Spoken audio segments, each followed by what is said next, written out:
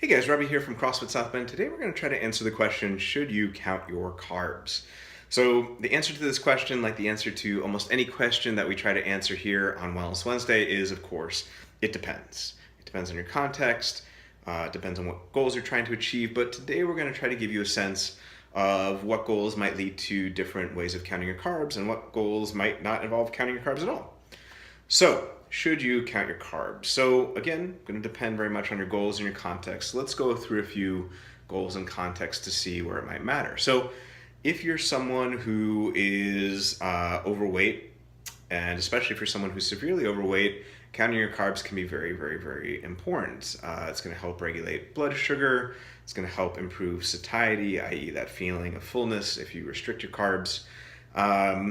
Protein and fat are much more satiating than carbohydrates. So in that context, it can be very, very helpful. Now, one of the most frequent questions I get asked is, well, how many carbs are good and how many carbs aren't? Well, it's going to depend, of course, again, and I've talked about this in other videos, but just as a refresher, the average American eats about 300 to 400 grams of carbs a day, which is insane. And it's insane because it's typically refined grains that are the carbohydrates. It's not veggies and fruit. And it's typically done, with a sedentary lifestyle. So that's kind of the high end of the spectrum. And I think 300 to 400 grams of carbs could be appropriate in the case of someone who's an endurance athlete or, other high charging athlete who needs to fuel their workouts, and it's primarily based on veggies and fruits. But in general, 300 to 400 grams of carbs is way too many. Now on the flip side, you have the ketogenic diet. Ketogenic diet says, less than typically anywhere between 25 grams to 50 grams of carbohydrates a day, which if you've ever measured that out, that is a ridiculously small amount of carbohydrates. Even leafy greens and Brussels sprouts and things like that, you kind of have to count out. So again, that can be appropriate in a very particular context. And as I've talked about in other videos, ketogenic diet can be very helpful for insulin resistance. It can be helpful for neurological conditions, a whole host of things, epilepsy, so on and so forth. But again, that's kind of the other extreme. So we had 300 to 400 grams of carbs over here, about 50 grams, 25 to 50 grams over here. Most people are going to be somewhere in the middle at around 100 to 150 grams of carbs a day. Some lower, some more, but that's going to be the range that's going to lead to, at the very least, weight maintenance. And if you want weight loss, you go below 100. And if you want performance, you go above 150. But that's going to be a very good place to start. Now, what's going to matter is the quality of your carbs too, not just the amount. So this is going to be things like white potatoes, sweet potatoes, fruits, not so much in the way of grains, certainly not refined foods, certainly not sugary drinks. So we've talked about a few contexts thus far. Someone who is overweight would want to reduce their carbs. Someone who is trying to be a high performance athlete would typically want to up their carbs, although it's going to depend. Mark Sisson and others have written about endurance athletes and how they can basically be fat fueled and they don't need that much in the way of carbs. That's another way to do it.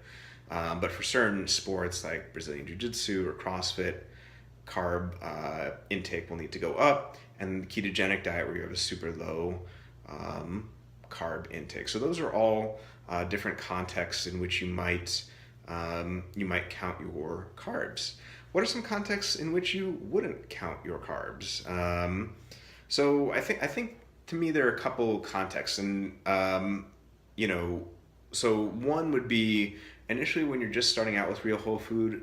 Do not worry about how many carbs you're consuming as long as you're following a healthy meal template. What we typically tell people is some quality protein, some sort of meat or eggs or seafood, some vegetables. Notice how vegetables are the main component, not fruit, and healthy fat. If those are your three main components, I think at least initially you don't need to worry so much about counting your carbohydrates. Eventually it might be useful, but as I've talked about elsewhere, the most important thing initially is that quality food. So that's one place where you don't need to count your carbs.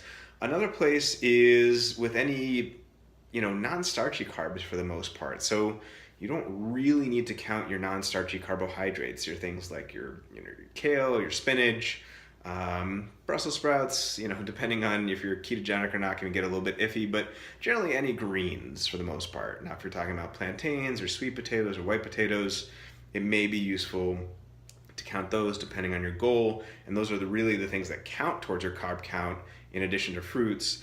But in general, you don't need to count the non-starchy carbs.